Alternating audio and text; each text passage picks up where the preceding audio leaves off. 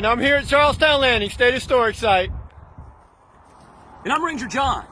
And while we generally focus on the 17th century here at the birthplace of South Carolina, today we're going to take a look at a more recent layer of the landscape, one associated with an unsung but exceptional gardener named Ferdinanda Waring, the last private owner of the property. So join us for a virtual tour of Charlestown Landing State Historic Site. Hey Rangers, John and Terry here again at Charlestown Landing. Hello, hello. Hey John, we just came upon this camellia in bloom, and it's an absolutely gorgeous flower. That is beautiful. It really is. While we're looking at this beautiful flower, can you tell me a little bit about where some of these came from? Yeah, so the last private owners of the property here, the Warings, Mrs. Waring, Ferdinanda Waring, was instrumental in planting essentially 80 acres of gardens here in the park on the west side of what is now Charlestown Landing State Historic Site. And Ferdinanda brought in a variety of different plant species, and one of the plants that she planted in great abundance was the camellia. And there are tons of varieties of camellias, cultivars, that come in different sizes, shapes, and colors. But Ferdinanda would end up planting about 2,000 camellias here on site between the late 1930s and the 1960s. And so this is part of her legacy here, still enduring at Charlestown Landing State Historic Site. Speaking of variety, take a look at this one. It's kind of a crimson color. And Terry, what do you call those things, those yellow things sticking out? Are those stamens? The stamens and the pistils, the reproductive parts of flowers. Okay. And then we're going to back up and we're going to go just around this set of trees here and check out the difference in the colors. And look at the size of that bloom. You know, if memory serves me correctly, the camellia is in the tea family. I believe the tea plant is the Camellia sinensis, whereas the floral camellias are Camellia japonica. You have to fact check me on that, though. And, you know, walking around the park throughout the year, I notice we're now in April, and we've got these blooming, but I also notice we've got others that bloom sort of in the December and January time frame. We refer to those as sasanquas. I believe they're the Camellia sasanqua, earlier bloomer. But it's amazing because we have color during the winter here at Charlestown Landing and in the American South. We have plants that flower and bloom during the bleakest period of the year. Usually it happens right after the first warm day, like even within a couple of days. They're ready to bloom just about any time throughout the winter, and as soon as it warms up for a couple of days, they pop out. Yeah. Just beautiful, and we have so many, as we've been mentioning variety. We'll show you some other ones as we move along the park today. Hey John, I found a little patch here. There's a variety of colors, but also a variety of bloom stages. Yeah, it looks like the white bloom you're focusing in on now, that this shrub here has reached the end of its blooming cycle, whereas if you move just a little bit to the left, we have this nice pink flower here. It looks like it's getting closer to its end of its bloom cycle. Yeah, because there we've got an old bloom that's kind of died off. But then if you look back here in this area, we've got a few new ones coming in. So it's still got a little bit more color to offer. And then I was noticing just to the left of these, look at the color on this one. Oh yeah, this is very similar. I think this might be identical to that other one we looked at that had that, it looked like a carnation. But then look at those two blooms, those two very round blooms coming in. Yeah, they're just about to come out, aren't they? Yeah. Wow, that's really cool looking. Well, this is more color for several weeks out here. Oh, absolutely. John, as we were riding along here, you said a really cool word. You said variegated. Can you talk about that for a second? Yeah, it's a bloom that has more than one color or texture.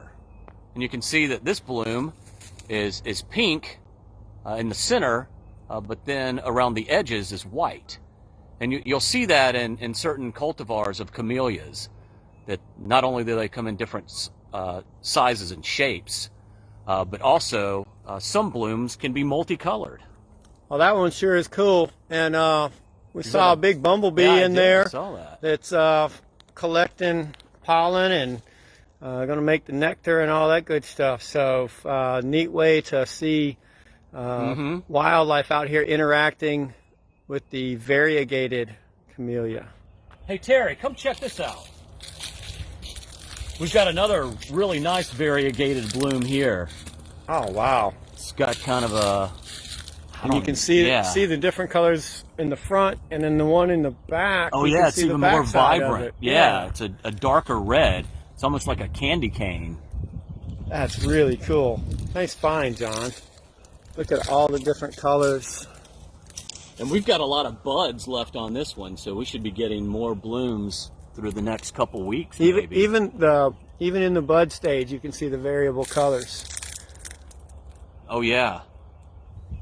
So in addition to camellias, Ferdy also planted thousands of azaleas, which she masked for effect along curving paths. Hey John, I noticed several colors here. Yeah, Ferdinanda chose a variety of different azaleas, and of course these have reached the end of their blooming cycle, but had you been here a couple weeks ago when the bloom was at its peak, the park was resplendent with magentas, fuchsias, pinks, whites, and even this salmon color here. Hey John, that's quite a crop of little red flags you got there. Yeah, it should be a banner year. I see what you did there. Oh, kidding aside. These red flags are actually marking longleaf pine seedlings. A few months ago, we planted dozens of longleaf pine seedlings here at Charlestown Landing as part of a larger effort to restore longleaf pine communities to the landscapes of the Southeast. Hey John, tell the folks a little bit about the wayside that you're near. Sure, Terry. This wayside features a photograph of Ferdinanda Waring, the gardener whom we've been discussing today. Here she's depicted in her mid-80s, it's the early 1980s, standing in front of her iconic avenue of oaks. And if you take the visitors to the left and show them the view down the avenue as it looks today. So Ferdinanda planted these live oaks back in the 1940s. They were already about 20 years old when she planted them. And this is really one of the only formal elements to her gardens here at Charlestown Landing. She often said nature abhors a straight line, and that's reflected in her gardens, which are mostly laid out in a naturalistic manner. But here we have a more formal element leading up to her home, the Waring house. Hey, Ranger Terry here, and we are standing in one of my favorite areas of the park, and I want to point out this really cool character tree to start with. It's a southern magnolia, and I just love the way the branches come out. They're narrow, they're kind of oblong shape. I think that's just kind of cool from that tree. And this avenue of magnolias we're standing in right now was one of the other formal elements of Ferdy's gardens. She planted these trees in the 1950s, and I'd highly recommend visiting the park in June when the trees are in full bloom, because as you walk down this corridor, you immediately are almost overpowered with this thick lemony scent from the magnolia blossoms. Yeah, that's my favorite part about this, is just the scent. You don't even have to get close to the flowers, just it surrounds you. Right, it's great. So hey John, there's one of our resident alligators. He's probably, Wow, that's yeah. pretty good size. He's probably 7 feet or Seven, so. you think 7 feet? I'd estimate that. You know, you can tell if you can estimate from their eyes to their snout. That's Okay. about the distance for it. But you know, what a great way to show some of the wildlife that take right. advantage of Yeah. Charlestown Landing.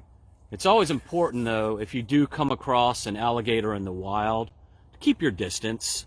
And the last thing you ever want to do is to feed an alligator. That's a good point, John. Thank you.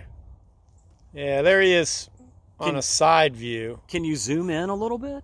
Let's see if we can zoom in. Oh, yeah. there we go. Nice. There you can see his tail at the very end, just barely submerged. Just feels prehistoric when you look at him.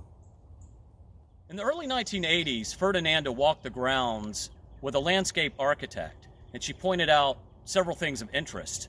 One of those is that these camellias here were actually planted by her father in the early 1900s. While Ferdy would integrate non-natives such as camellias and azaleas into her garden, she also planted with native species.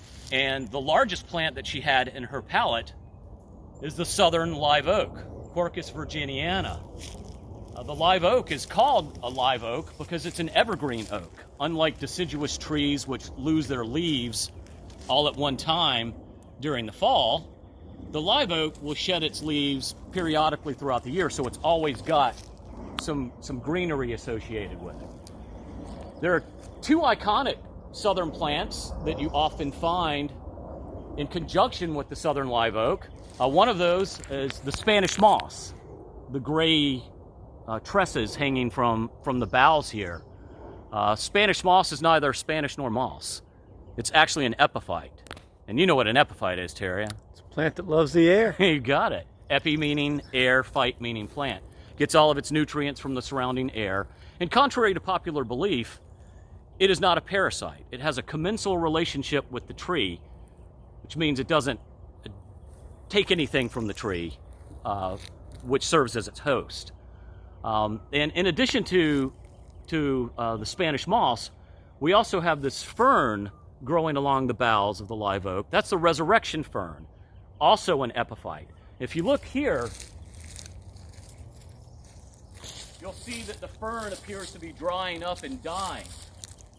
As soon as we get a rain, as soon as we get a decent rainfall in the next few days, it will spring back to life, hence its name, resurrection fern. So it'll probably shortly look a little bit more like these over here that aren't in direct sunlight. Right, more of a lush carpet of greenery.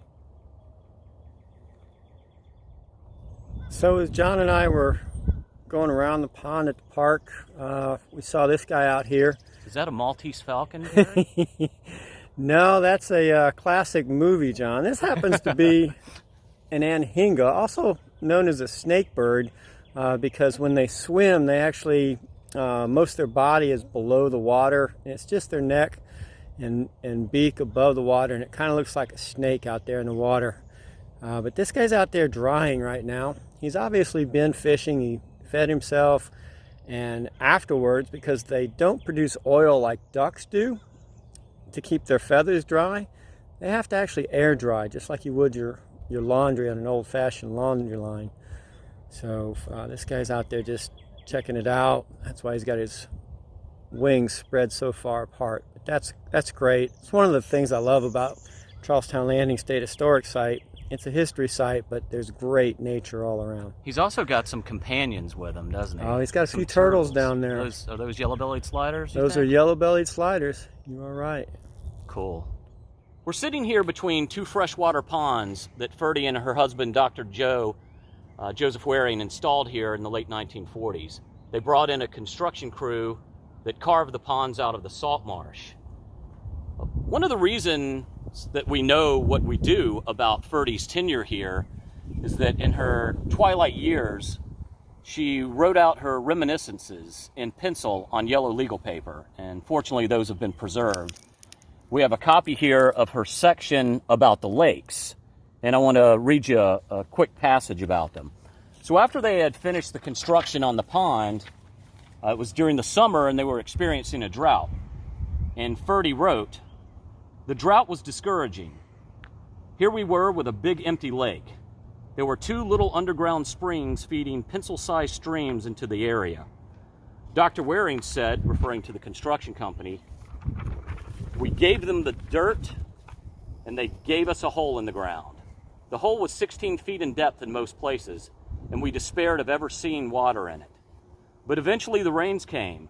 The lake filled up, and what a joy that was." So thank you for joining us on our garden tour of Charlestown Landing. As Ferdy said, it's been a joy for us. We look forward to seeing you on our next adventure.